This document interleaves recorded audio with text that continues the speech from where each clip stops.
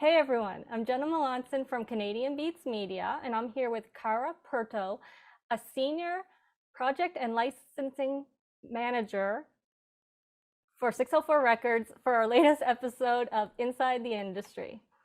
Welcome, Kara. Hello. Okay, so first off, how did you get started in the industry and how did you end up at 604 Records?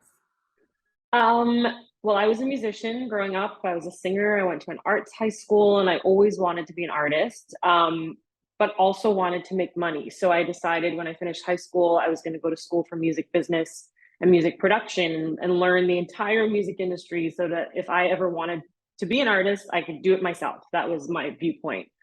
Um, and then I ended up just kind of getting sucked into the industry. Like being an artist and being in the industry are very closely related, but they're different parts of your personality. And I found being an artist was great, but it was a hustle, like a very, very big hustle. And 15 years ago, how you looked and how like what your size and what you wore mattered so much more.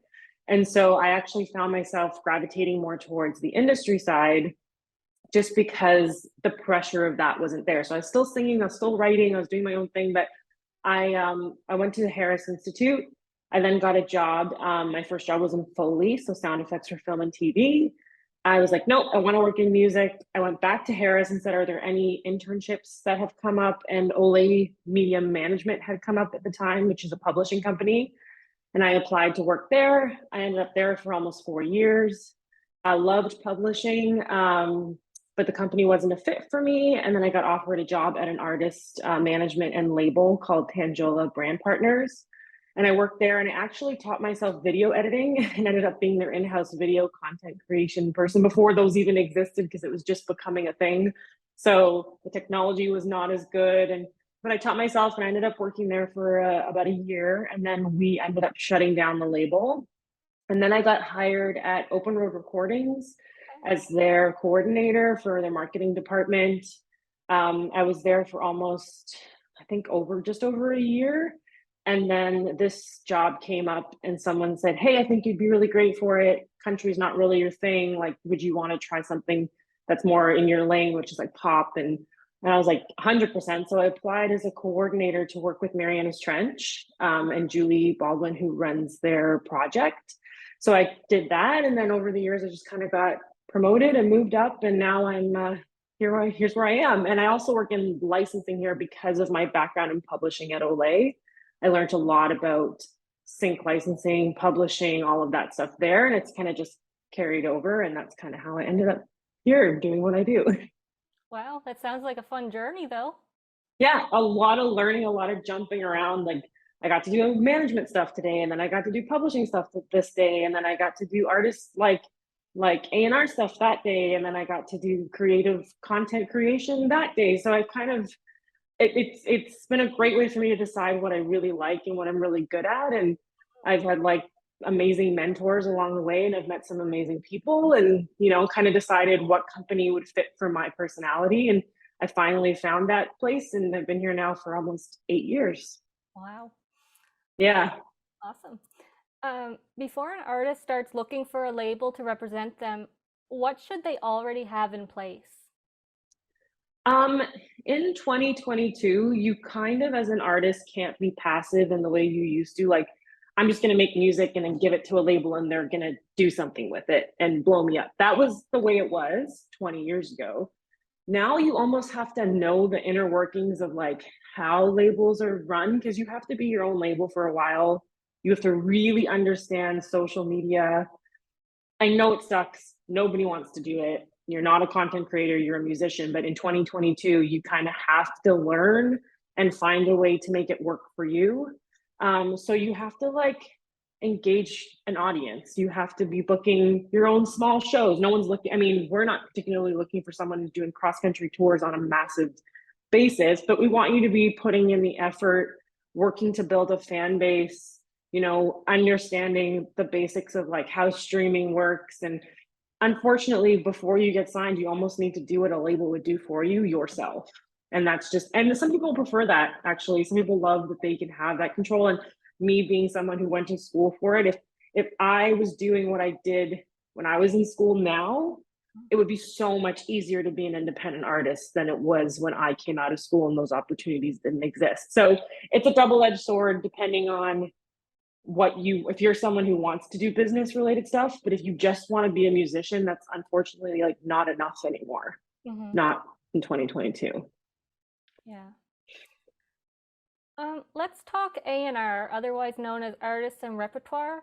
When scouting an artist, what are the main things you're looking for?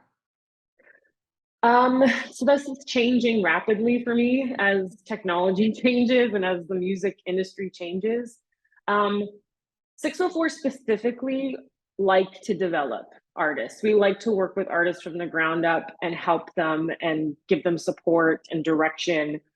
But I feel like I can no longer just look for talent because that is number one. Is the music good? Is the artistry there?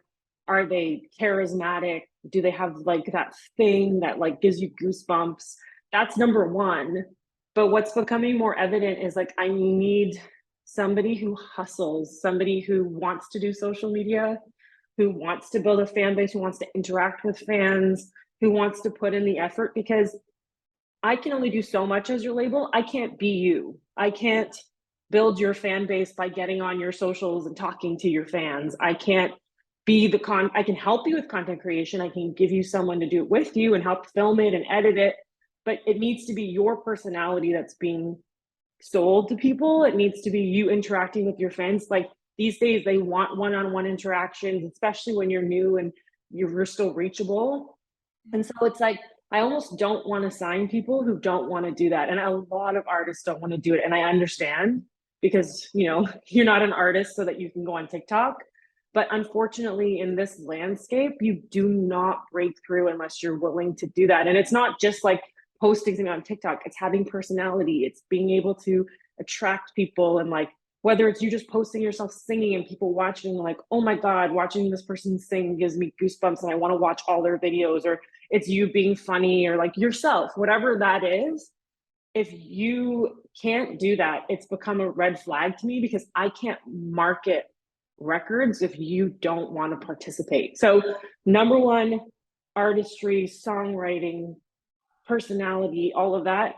And number two, willing to work, cares as much as I care and as the label cares, and will do the things that most artists don't want to do, like social media and booking your own shows and all of that stuff, until it gets easier and you get help. So that's kind of what I'm looking for. I can definitely say that it really is visible when someone else is doing the artist's social media. It just doesn't fit. There's no way for me to be as charismatic as one of my bands. It's like you can tell when someone else has told them what to say, and like unfortunately, like I would love to do that for you, but there's also only so much, because it's such an independent artist world right now. It's like people are, now that they've been given that glimpse into someone's personality so intensely, we can't go back. And it's like, unless you're a Beyonce, you don't have a choice but to put yourself out there.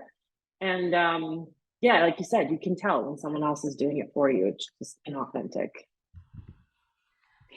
In your position at 604, you deal with artists at various stages in their careers and see the different issues they face.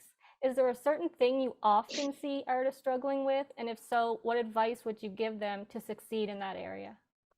I'd say it's the pace and change of technology is changing how everything works. So if you're a veteran and you've been doing this for a long time and you have a really big fan base, they still want the interaction, and now not through like a mailing list the way they used to. They want to see you on TikTok. And if you're 30 something and you've been in the industry for a long time, that's a challenge for you. It's a challenge for new artists because they're like, we don't have a following. How do I get people to follow me on my social platform so I can give them music? Like, I think, and then what's good today is not cool next month. So like last year, everyone needed to dance. You needed to go on TikTok and make a dance, which is ridiculous because not everyone is made for that. Now it's like you need to lip sync all your own songs. And then next week it's going to be like you need to do a duet with someone. And for like 6 months, you have to follow the trend, and everyone struggles with that. And my advice would be just to literally spend time on platforms, seeing what other people are doing, and then consistently putting out content that is your version of that. I don't think you need to be overly out of the box creative. I don't think you need to like rattle your brain and spend hours editing videos, but it's like find your way to communicate with people through technology while still looking at trends. And as shitty as that is, like all artists have to do it. You want people to hear your music, then find a way to do it in a way that makes you happy. So like if you're not someone who wants to dance on TikTok, don't dance on TikTok. Do you like coming home and playing your songs? Do you want to play your songs for everyone? Do you want to go on a tour and you can't? Play your songs on TikTok. Play a different song every day. Play the first chorus on Monday and the second chorus on Tuesday and the verse on Wednesday, and just consistently post and like show people what you do best. So if you don't want to play it, you want to lip sync it, or you want to sing it a cappella in your bathroom, like as a musician, don't you want to do those things anyway? Like I know when I was a singer, I would spend hours and hours practicing songs. It's like, didn't I want someone to hear them? Well, now you can. So like, what is the thing you like to do as a musician, and put it up? If you just like are someone who's hilarious and like, you know, you just want to tell jokes and like put your song in the background, you can do that too. If you produce music, you can show people how you do it. You spent 8 hours making that like production, show them what you did. Like don't fake it and make yourself have to do TikTok, find or Instagram or whatever. Find something that is fun to you, because your fans will see that you find it fun and they will tune in. And so that's my advice. And if you're like, you know, you're older, you're not sure, ask for help. There are experts out there who do this every single day, obsess over social media, come up with ideas, and can help you, you know, brainstorm and then make it look fun. So unfortunately, that's the 2022 landscape. Okay, so you're also a sync licensing manager. Care to explain what you do in this position and how sync licensing is important to artists? Okay, so sync licensing is when you hear songs in films and on TV, so commercials, sporting events, movies, all of those things. It is a really amazing thing if you can get your a song in one of those things, whether it's a commercial or a TV show or whatever. So it is important in the sense that if you do get that, it can break an artist. Mm-hmm. The issue with that is that happens few and far between. It used to be much more feasible, but just like streaming platforms are overwhelmed with the number of releases that come out every day, music supervisors are as well. So music supervisors are the ones who listen to the songs, take them to whoever they're working with and say, hey, we want to use this song for this scene. And then if they want to use it, the client and the music supervisor, they come back to you and they ask you to use the song. So they're getting so many people sending them music. It's really hard to cut through. So it is really great to have someone working at a label or working at a sync licensing company represent you, because they have direct contacts with those people. So, you know, as I do sync licensing for Canada only, because America is its own system. You have to be very involved in it. You have to go to all the events. You need to know everyone. It's a full-time job. And it's like, the reason you need to do that is because music supervisors want to trust who the music is coming from. Because of what happens a lot of the time is they need to clear a song, and all the rights need to be approved by every person who worked on that song, every writer, every publisher, the person who owns the master. And so if you're just sending them songs and they have no relationship with you, how do they know you wrote that song? How do they know that there aren't multiple co-writes on it, and they're going to get in a lot of trouble because they put it in a show? So they just don't even take material from people they don't know. So in Canada, I know all the music supervisors here. I send them newsletters from our label, like this is all the stuff that's come out. They come to me with like, hey, we have a TV show looking for songs that are about being sad and in love and whatever, and then I'll send them stuff from our catalog. And then for America, I find sync agencies in the US who basically what they do is they're the in-between man for people like me, for labels, and they pitch to their contacts for American TV shows and things like that on your behalf, and then they take a percentage of whatever they get. So I find those for our artists, and so a few of our artists have sync agents in the US working their stuff over there. So it's important in the sense that like if you do get a sync, it can be really great. Like I had one show that had on Netflix that had 3 of our artists on it, and all of their streaming went up for like a month when the song came out because they were watching the show and they heard it and they looked it up. So it can be really amazing, but it's very tough. Like it's a very competitive world. There's a lot of music, and most of the time it's much easier to just clear something everyone already knows than to go searching for some indie stuff. So it could go either way. I know plenty of artists who have no label and they've gotten themselves into some shows. So Okay. yeah. What would you say is the best way for artists to promote themselves in the new world of 2022 and beyond? Social media, unfortunately. Like I could buy you a billboard in the middle of Dundas Square, but if nobody knows you, it's just a billboard in Dundas Square. It's not, like it was even 5 years ago, 10 years ago. People need to find you, and it's really easy to learn and know somebody just from being online these days. It's like radio's declining. People are, finding their music on like Spotify, and then they're looking you up. Like the first thing I do when I see a new artist on Spotify or hear a song, like, who is this? I go and I look them up on Instagram, or I look them up on Facebook or TikTok. And then I see, do I like their personality? Are they interesting? And then I become a fan. So I don't think that's going away anytime soon. I think when we have 60,000 to 100,000 releases a day on Spotify, like, how do you get to people? Buying billboards and buying ads is not the same.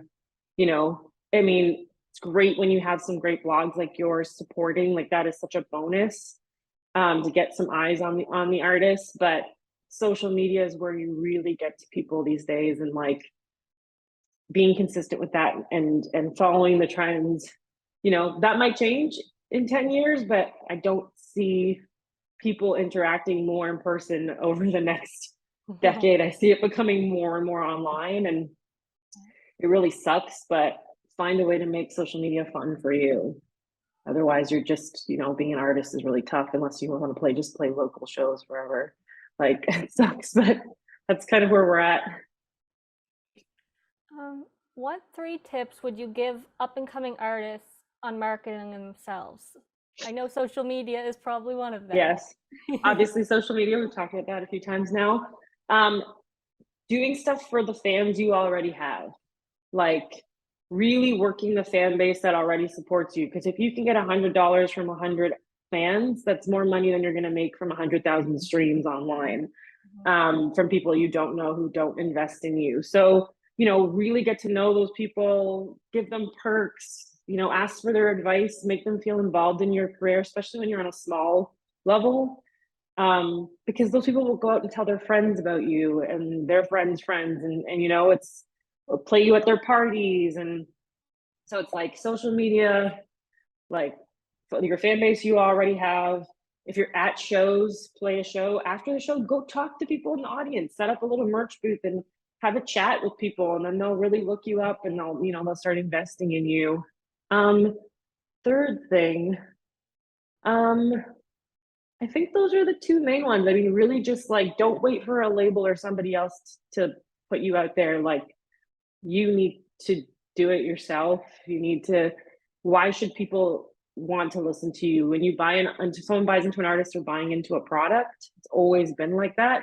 So make them love you, or make them think you're hilarious, or make them think you're so interesting in the way you write songs. And if you're an incredible songwriter, talk about on your social media how you wrote the song, your thought process, like get people fully invested in you as a person.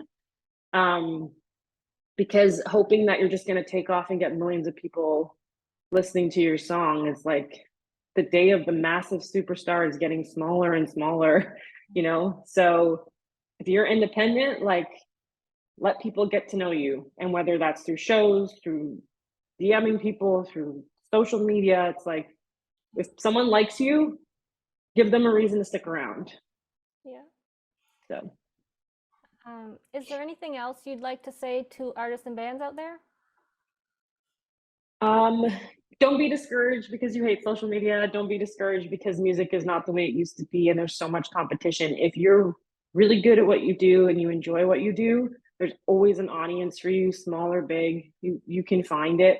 Someone's gonna like it. If you're someone who likes theater, there's theater lovers out there. You're someone who wants to write folk, there's folk lovers out there. There's always an audience. Don't give up. If you really love doing this and you're willing to put the work in and not just hope that someday someone's going to sign you and make all your dreams come true like it's 1995, like work as a team. If you do have a team, be grateful for those people because they're hustling just as hard as you are. But there's an audience, and as much as it's hard because there's so much now, there's no gatekeepers the way there used to be. You don't have to sit here and wait for a label to say you are the chosen one. Here's a career. You can go make one yourself. You can go hustle, you can do the work, you can write the songs, you can go to all the workshops and, you know, listen to things like this. And it's like, that's a choice. If you want to do this, you're going to have to work for it, but it shouldn't feel like work, because if it's what you love, then you're just doing what you do. Better than going to your normal day job, right? So Yeah. that's my advice. Well, this has been great. Thank you for joining me. No problem. It's been great for me too. I'm sure many people are going to find it very informative. Yes, and feel free to send me a DM if you find me on socials if you have questions. If I get it, I will respond. Awesome. Okay. Well, thank you. Okay, you're welcome. Bye. Bye.